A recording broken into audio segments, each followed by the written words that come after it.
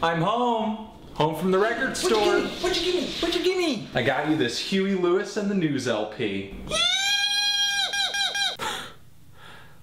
Hi everyone. Anthony Fantano here. You know what?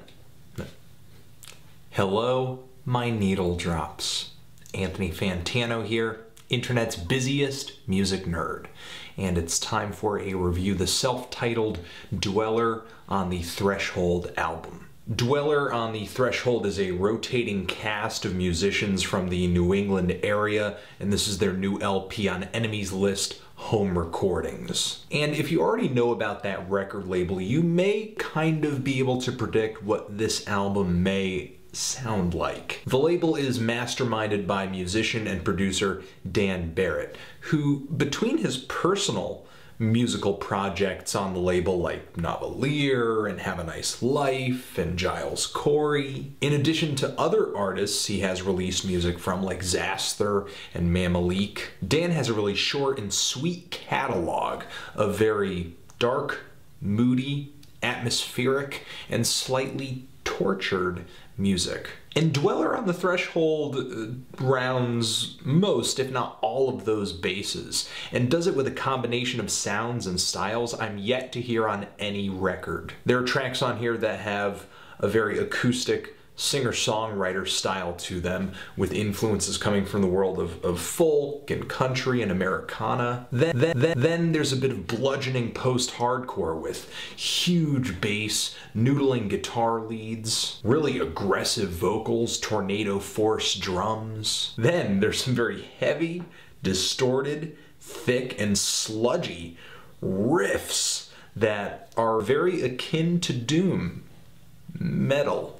I'm very hesitant to use that word with this album. Then there's a bit of shoegaze and drone. The thing is, every guitar strum, drum beat, vocal, bass line, and riff sounds somewhat cohesive because everything is fed through this really kind of ultra atmospheric and slightly lo-fi lens. It's just a series of sounds that reminds me of a whole range of artists like Earth, Mount Eerie, as well as that last Women record, Public Strain. You know, the combination of ideas, like I said, on this album is pretty surprising. It's attractive, it's interesting, but the combination is one thing. I feel like the execution on this record is a totally different monster.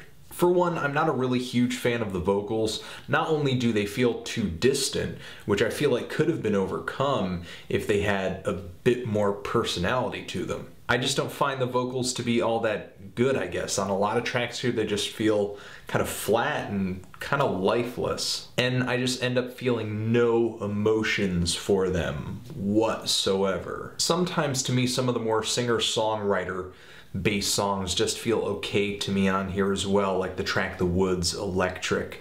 The atmosphere is really pretty, but the song itself, the really meandering vocal melody, the repetitive guitar arpeggio. Another huge complaint I have with this LP is just overall the flow of it. I mean, this album doesn't flow so much as it just kind of detours from one distraction to another. That more post-hardcore influenced track, Crumbling House, coming right after the very quiet The Woods Electric. The change was so different that I actually thought I was listening to a different band, and I had to go back and just double check and make sure that I was actually on the same record, and I did that more than once. The track The Drone itself is a contrast in that it builds up to a very abrasive and doom riff laden finish, but the end just cuts off suddenly in a very kind of Abbey Road sort of way and just gives way to this very quiet acoustic tune right after. Dweller on the Threshold definitely succeeds in bringing a lot of very sincere variety to this album, meaning that none of the styles that these guys embark upon really feel all that cheap or just placed on here for a thrill. Very rarely did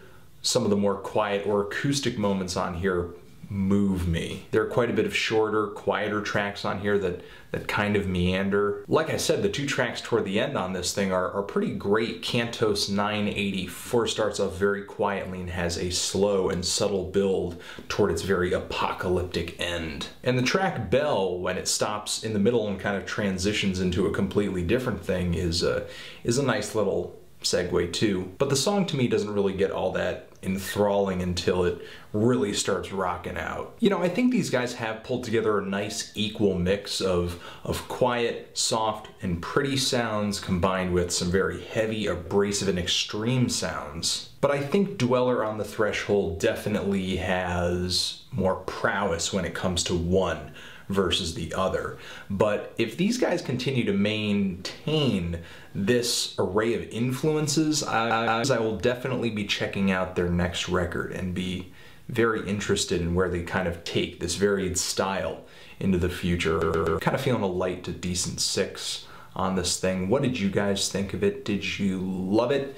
Did you hate it? Why? What should I review next? Oh, and if you want to hear this, it's kind of a for a pay what you like kind of deal over at the Enemies List website, so keep that in mind. Anthony Fantano, Dweller on the Threshold, forever.